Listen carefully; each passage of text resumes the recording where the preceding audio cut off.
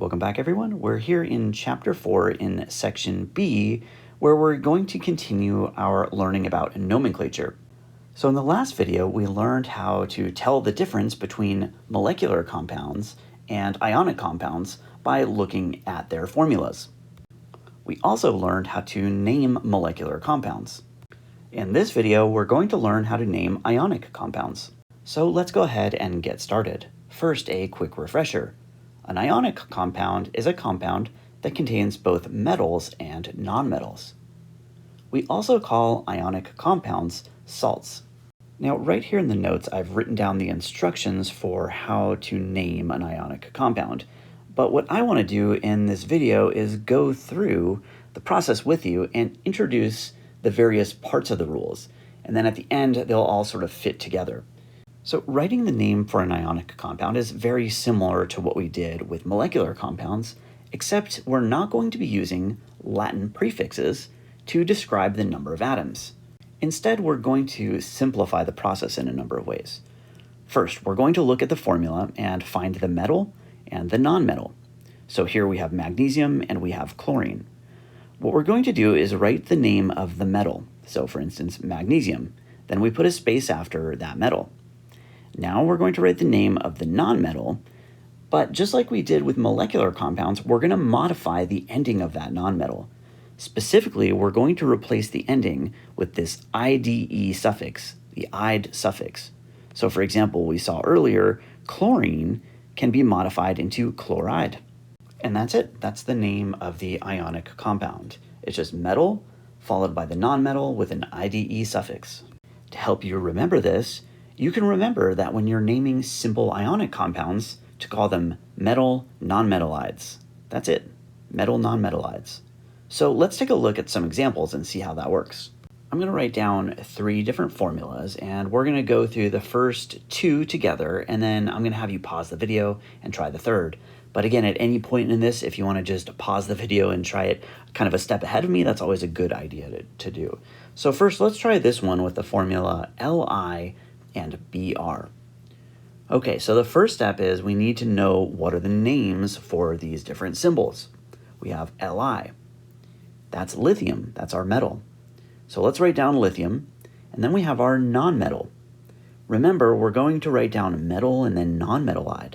The nonmetal here for Br is bromine, and we're going to transform that into bromide. So our name is lithium bromide. Notice how that name agrees with our rule where we name the metal followed by the nonmetal with an IDE suffix. It's metal nonmetallide.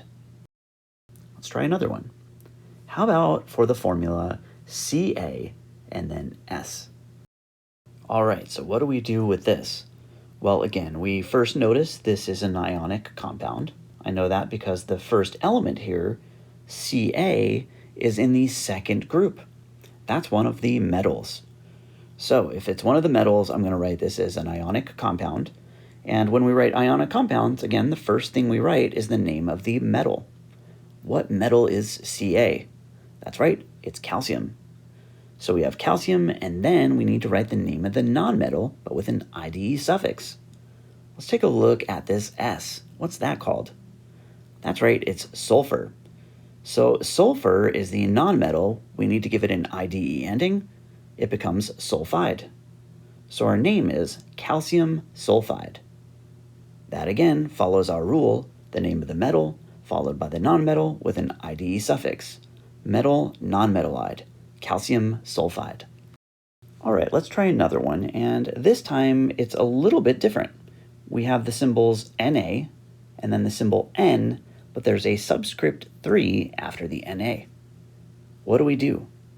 Go ahead and pause the video and see if you can come up with a name for this. All right, so now that you've had a chance to write down a name for this one, let's talk about it. Probably one of the most common responses I see for this is trisodium nitride. And I want you to ask yourself the question, is that the right way to name ionic compounds? And the answer to that is no. Notice this note that I mentioned up here. We don't use Latin prefixes with ionic compounds. Now you might say, well, how do I explain to someone that there are 3 sodium atoms in this rather than just 1? And my response to you is actually coming up really soon here on the bottom part of this page and on the next page. You'll learn why that is soon enough. But for now, just take my word for it. We're not needing to use Latin prefixes on ionic compounds. So all we're going to do is write the name of the metal, then the name of the nonmetal with an IDE ending. So let's go ahead and name this compound. What's the name of the metal with the symbol Na? That's right, it's sodium. And what's the name of the nonmetal with the symbol N? That's right, it's nitrogen, but we have to put the IDE suffix on it. So nitrogen changes into nitride, and our name is sodium nitride, and that's it. So great job if you got that one right. Let's try another example. Here's this one with the symbol Zn, subscript 3, the symbol P with the subscript 2. Go ahead and pause the video and see if you can name this compound. So first, let's write down the name of the metal with the symbol Zn. That's zinc. Then we're going to write the name of the nonmetal, which is phosphorus, and we're transforming that into the IDE ending. So phosphorus becomes phosphide, and our name is zinc phosphide, metal nonmetallide. And now, in these last two examples, I'm going to show you a problem with the rules as I've described them so far, and then we're going to learn how to fix the rules to take this into account. I'm going to write down two formulas with the symbol Cr and then Cl. On the first one, I'm going to have 3 Cl's, and on the second one, I'm going to have 2. So here we have 2 different formulas. They should have 2 different names. But if we name them following these rules metal nonmetallide, we would get identical names. It would be chromium, that's the metal, followed by the name of the nonmetal, which is chloride, in both cases. However, these are not the same compound, are they? Why are they not the same compound? They have a different formula. Different formulas need different names. And this is why I need to show you one more addition to these ionic nomenclature rules. The way this problem is dealt with is by differentiating between fixed charge metals and variably charged metals. With fixed charge metals, we follow the rules that I just showed you, where we name the metal, followed by the nonmetal, and that's it. But if we're dealing with a variably charged metal, like chromium, we have one more thing that we need to do. And that's shown down here in step 2 when we have a variably charged metal. When we have a variably charged metal, of course we write down the name of the metal, but then we have this extra step here. We have to show within parentheses the charge, that is the positive charge, that is actually on the metal in that given formula. And we use Roman numerals to do so. So if we have a metal with a +1 charge, we show Roman numeral 1. If it's a metal with a +3 charge, we use a 3 Roman numeral, etc. Once we've done that, we've named the compound. So let's go look at these examples again. We have a bunch of examples of fixed charge metals: lithium, calcium, sodium, zinc, and then we get to chromium. This is a variably charged metal, so we need to have parentheses with the charge of the metal in those parentheses. I'm going to show you how to actually determine that charge here in a few minutes, but for now, let me show you what these Roman numerals are for these particular compounds. For this first example, we have a Roman numeral 3 inside of the parentheses. And in the second example, we have a Roman numeral 2 inside of the parentheses. Notice now we have 2 different names for 2 different compounds. And that's how the rules are modified to deal with variably charged metals. Now, in case you have a big question mark of what is he talking about variably charged versus fixed charge metals, I want you to go back, if you don't have that down already, to the video where I explained that. The reason why this is essential is that if you can't tell when a particular metal is going to have a fixed charge or a variable charge, you won't be able to name any of the compounds correctly, and that will be a big problem moving forward in the course. So you need to make sure that you know those different metals. So a summary of this is we're naming ionic compounds as metal, nonmetallide, and sometimes we use parentheses when we have a variably charged metal. Inside the parentheses, we put the charge of the metal. Now what I want to do is show you how to actually find the charge on the metal. And this I call balancing charge. Now we're going to be doing an awful lot of this balancing charge business throughout the course in a lot of different areas. So it's definitely a skill you're going to get a lot of value out of.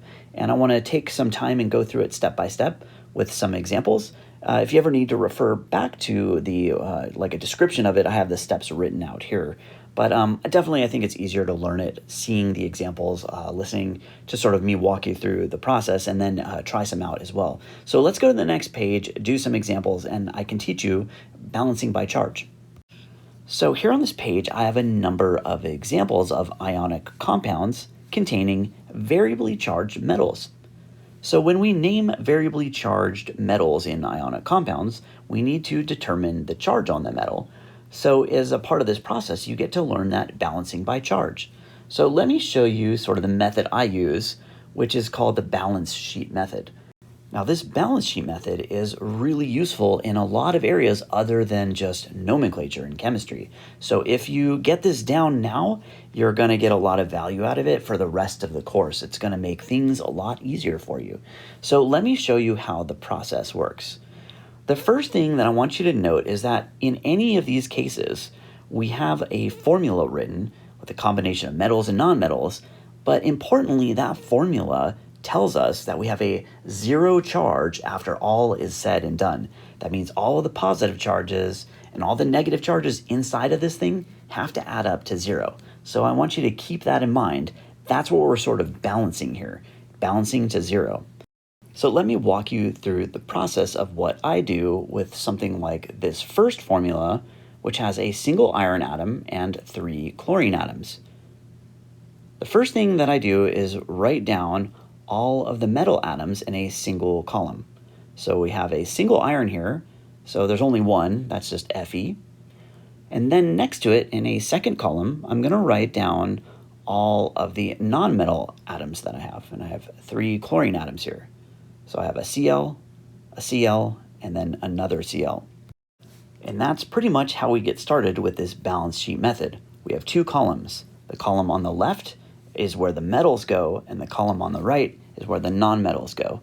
Now, to sort of make this more of a table, I'm going to draw a horizontal line where I'm going to total things up at the end. So now we've completed the first part of our table. The next thing that we need to do is write in what we know about the charges. When we're dealing with variably charged metals, we have to figure out what its charge is. We don't know what it is ahead of time. That's why we're doing this. What we do know, however, always, is the charge on the nonmetal component. So for example, we know that chlorine is in group 7, that is the halogens group of the periodic table. And we know that everything in the halogens group, when it ionizes, always gets a -1 charge. So we know that each of these chlorine atoms has a -1 charge, so let's put a -1 next to each of those chlorine atoms. And now what we're going to do is add up all of those negative charges. What do we have when we add -1 to -1 to -1? That's correct, we get -3. That's the complete total of negative charges in this particular substance. So what can we do with this information? Well, remember what I said earlier. What I said earlier is that the overall charge on these compounds is neutral, it's 0. How could we possibly know that the compound is neutral overall? Well, we know that because when the formula was written down, when we looked at it, there's no charge on it. And when there's no charge on it, we assume that it's neutral. That's the default. So let's go back to this example. What can we do with this information? Well, what we can say is that whatever the positive charge component from iron is, it's adding to the negative component, which we know is -3, to give us 0. So we have this sort of mystery missing component here, plus -3 equals 0. What is that mystery missing piece? That's right, it has to be +3. That means the iron must be +3. It has to be +3 because our anion adds up to -3 and the compound is 0 overall. So we've deduced that in this case, we have iron plus 3 and 3 chlorine atoms. Let's go ahead and name this thing. Remember the format of the name that we give to ionic compounds? That's right, it's metal nonmetallide. We modify this format when our metal is a variably charged metal to include its charge inside of the parentheses next to the metal. So let's apply that format to this formula. First, we're going to write down the name of our metal. The metal we're dealing with here has the symbol Fe, which is iron. Then, because iron is a variably charged metal, we're going to have parentheses there. Inside of those parentheses, we're going to put the charge of iron, which we determined from our balance sheet is 3. So we have a Roman numeral 3. Now we get to the last part of the name, the nonmetallide part. What element has the symbol Cl? That's right, it's chlorine. But we need to write that with an IDE suffix, which is chloride. So overall, the name for this compound is iron, parentheses, Roman numeral 3, chloride, or iron 3 chloride. Okay, so let's try that same method again with a very similar compound. This one just has 2 chlorine atoms, and let's try to write out the name, maybe a little faster this time. So first we're going to write down the name of the metal, which is iron, and then we know iron, of course, is one of these variably charged metals, so we have parentheses where we're going to put its charge. And then we're going to have the name of the nonmetal, which is chloride. Now let's figure out the charge on that iron real quick. We have a single iron atom again, but this time we only have 2 chlorine atoms. We know chlorine will have a -1 charge when it ionizes. So when we add up all of those negative charges, because we only have 2 of those chlorines, that means our anion charge count is a total of -2. Now, because we're dealing with a neutral compound, the positive component of this compound and the negative component of this compound have to add up to 0 overall. So if we have -2 plus something is equal to 0, what's that missing something?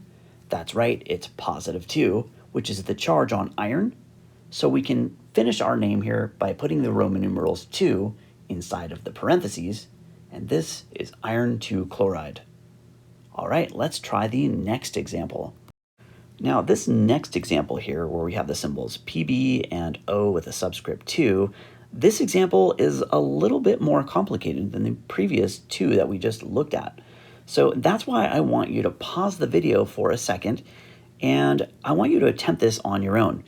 So take a moment and try the same methods that I just applied and see if they've sunk in yet. And then when you unpause the video, I'm going to go through step by step. You might get stuck at some point, that's fine. Just unpause the video and sort of go through it. We're going to try this again and again on the next few examples. So anyway, go ahead, pause the video, and then when you unpause, we'll discuss. Okay, so hopefully you've had a chance to give this one a shot. You've come up with some kind of a version of a name or the start to one. And let's take a look here first at the element. We have Pb. That element is called lead, so let's write that down. Lead. Lead is one of the variably charged metals, so we're going to have parentheses right after it. And then we have the element oxygen, and that's our nonmetal component, so we're going to say oxide over here. So we have lead, parentheses, oxide, and we just need to figure out what goes inside of those parentheses. Now, one really common error at this stage is to put the Roman numeral 2 inside of those parentheses.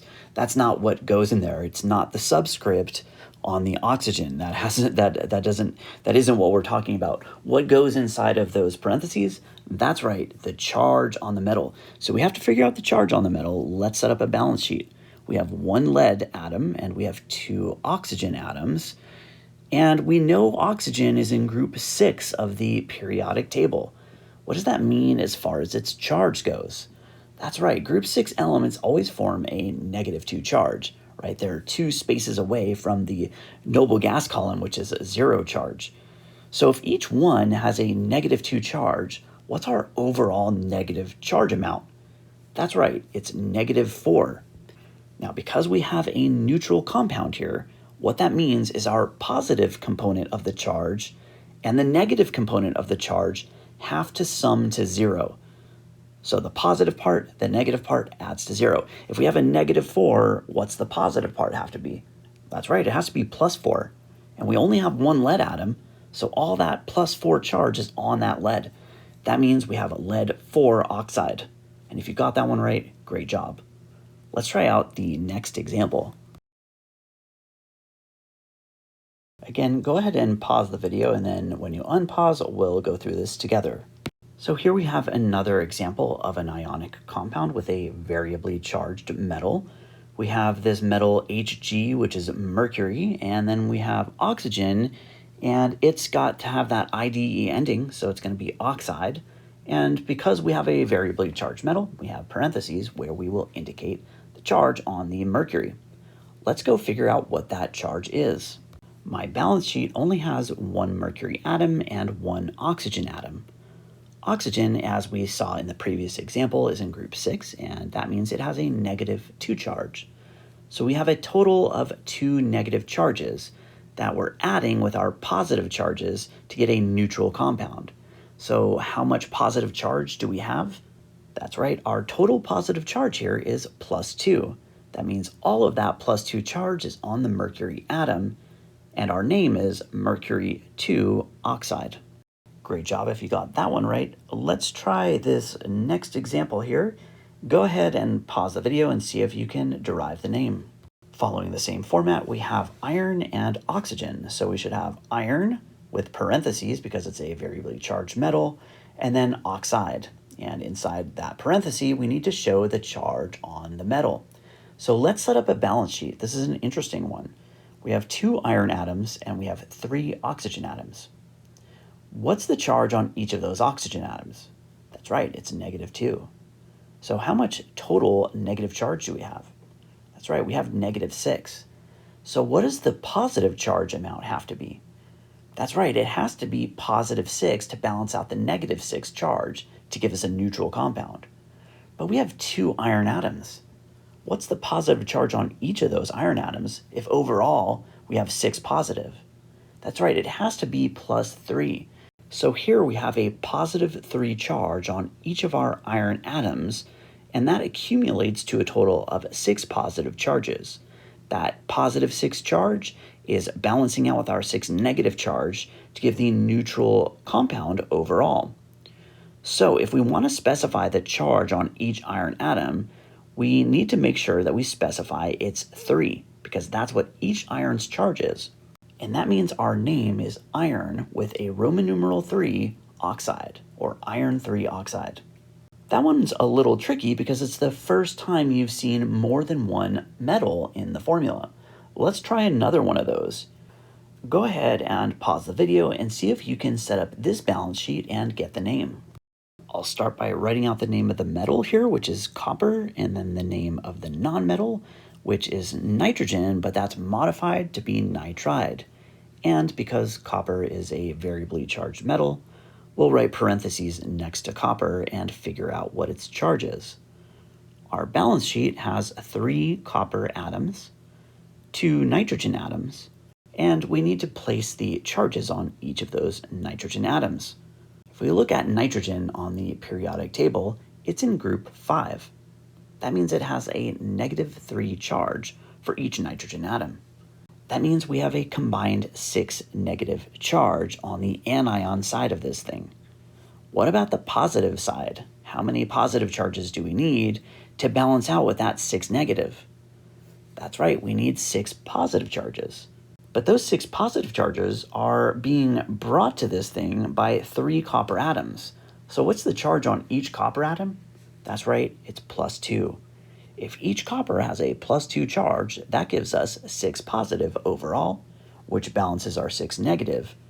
And we should call this copper 2 nitride. So congratulations if you got some of those right, or really any of those right. We've definitely made a lot of progress so far in our learning about nomenclature.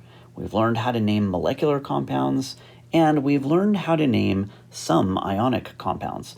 Notice I said some there. There are still a few more things that I need to teach you about in the next series of videos in this topic. In the next video, I'm going to show you a few common pitfalls that people often run into, maybe sources of confusion with nomenclature. And then we're going to get into the last subject about nomenclature in this class, which is about polyatomic ions.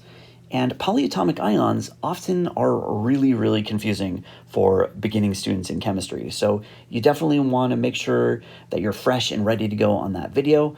And I'm going to end this one for now for that reason. So I will see you in the next video. Please let me know if you have any questions. Take care.